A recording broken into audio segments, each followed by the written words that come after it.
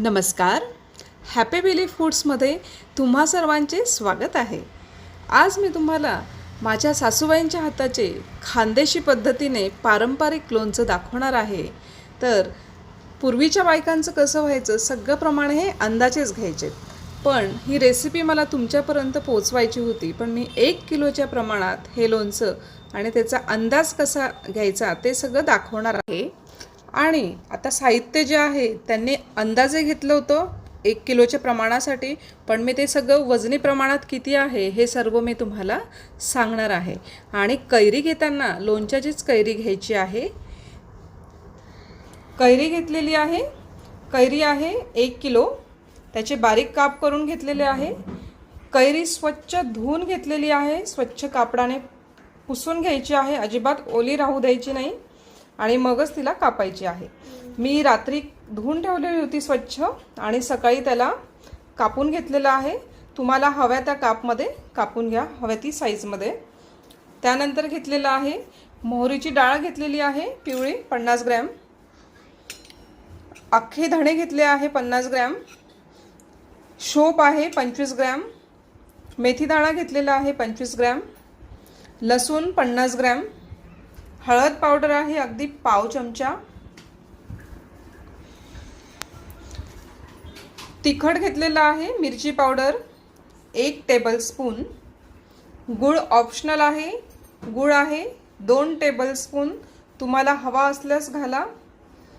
काश्मीरी लाल मिरची आहे 3 टेबलस्पून, मीठ आहे 70 ग्रॅम, आवडीनुसार मीठ कमी जास्त तुम्ही करू शकताय.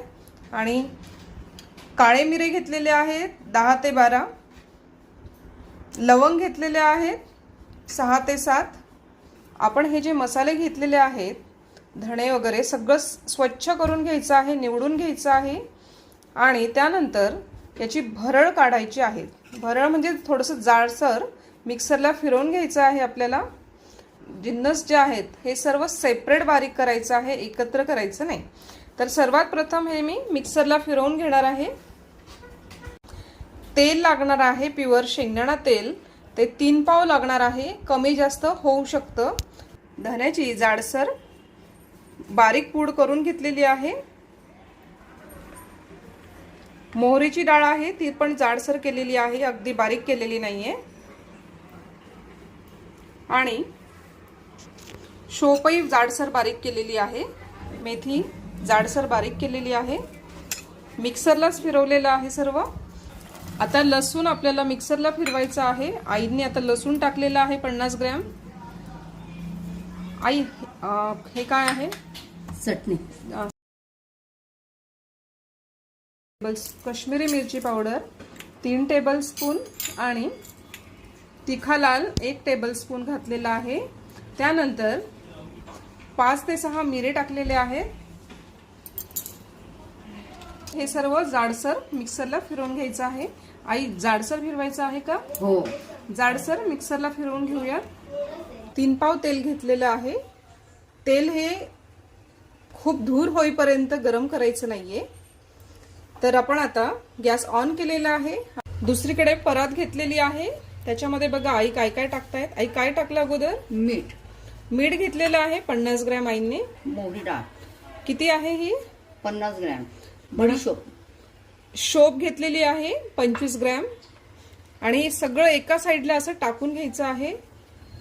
ही पारंपरिक पद्धत आहे आमच्या आईंची.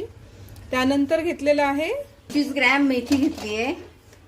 त्यानंतर घेतलं आहे लसूण आणि तिखा लाल मिरची आणि काश्मीरी मिरची मिक्सरला फिरवून घेतलेली होती, त्याची गोळी करून ठेवलेली आहे. आणि लसणाच्या अख्ख्या 3-4 पाकळ्याही आपण घेतलेल्या आहेत, त्याही खूप सुंदर वाटतात लोणच्यामध्ये. पाव चमचा हळद घेतलेली आहे. चवीसाठी गूळ, चवीला गूळ घेतलेला आहे लोणच्यात 2च चमचे आहेत.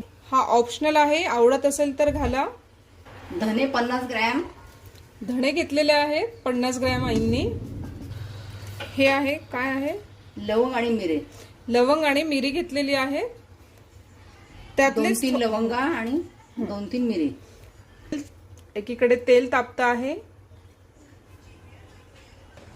हिंग घेतलेला आहे पाव चमचा. तेल गरम झालेलं आहे, तुम्ही बघू शकत आहात. तेलाची खालच्या दिशेने हालचाल होत आहे, बारीक बुडबुडे येत आहे, म्हणजे समजायचं की तेल तापलेलं आहे. तेल थोडं गार होऊ देऊयात. आता तेल आपण खाली उतरवून घेऊयात.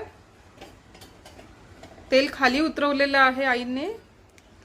तेल कोमटपेक्षा थोडं गरम आहे.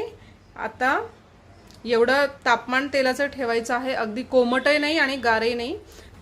तेल टाकूयात. तुम्ही बघू शकत आहात हलकं गरम आहे, म्हणजे जास्त गारही नाही. एवढ्या प्रमाणात मसाला जळाला नाही पाहिजे.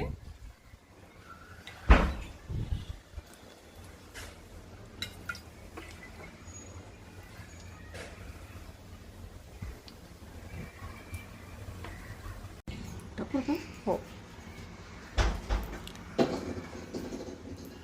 तेल टाकून घ्यायचं आहे प्रत्येक याच्यावर, म्हणजे मसाला छान भाजला जातो.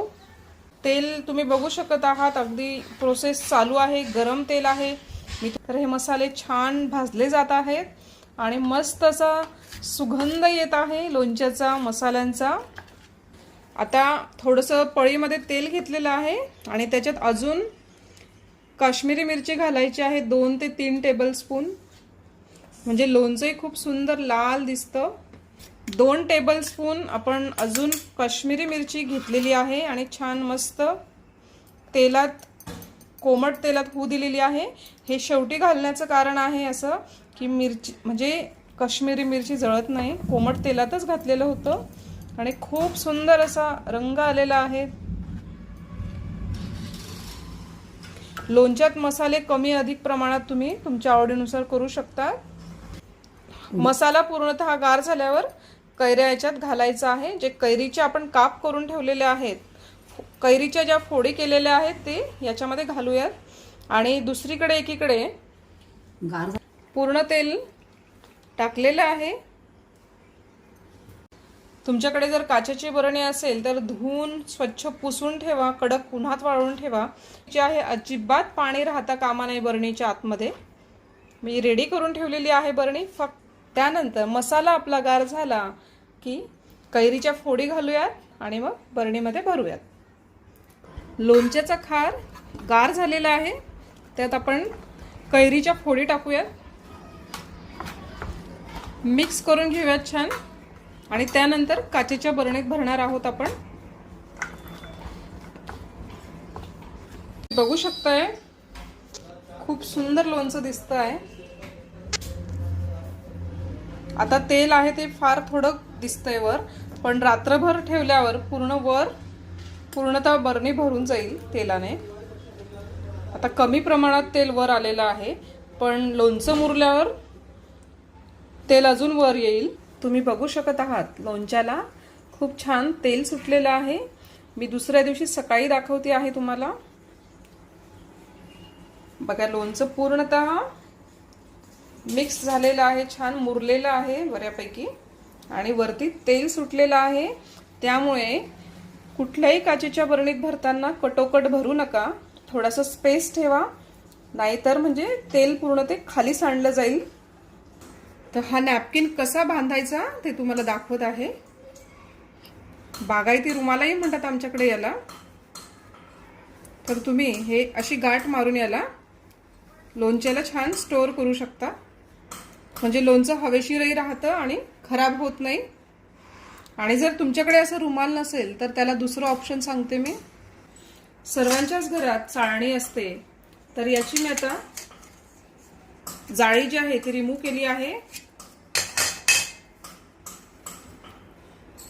तर तुम्ही असंही ठेवू शकता, हवेशीर लोणचं राहतं आणि खराबही होत नाही. चांगलं 1 ते 2 वर्ष लोणचं टिकून राहतं. जर असं तुमच्याकडे निघत नसेल जाळी, तर तुम्ही डायरेक्टली सुद्धा असं ठेवू शकता. असंही तुम्ही ठेवू शकता, जेणेकरून लोणचं जे आहे 1 ते 2 वर्ष छान टिकण्यास मदत होते. माझ्या सासूबाईंची रेसिपी बघितल्याबद्दल धन्यवाद. माझ्या चॅनलला लाईक करा, शेअर करा, सबस्क्राईब करा आणि छान छान कमेंटही करा. रेसिपी बघितल्याबद्दल धन्यवाद. थँक्यू.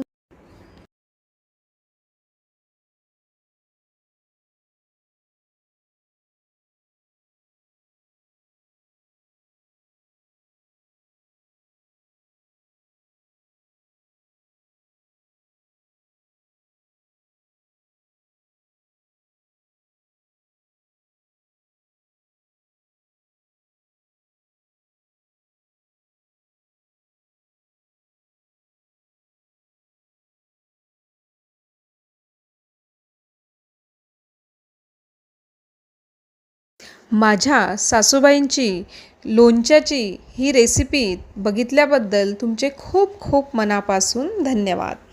आणि मित्रमैत्रिणींनो, जर तुम्हाला ही रेसिपी आवडली असेल तर माझ्या चॅनलला प्लीज सबस्क्राईब करा, लाईक करा, शेअर करा आणि छान छान कॉमेंटही करा.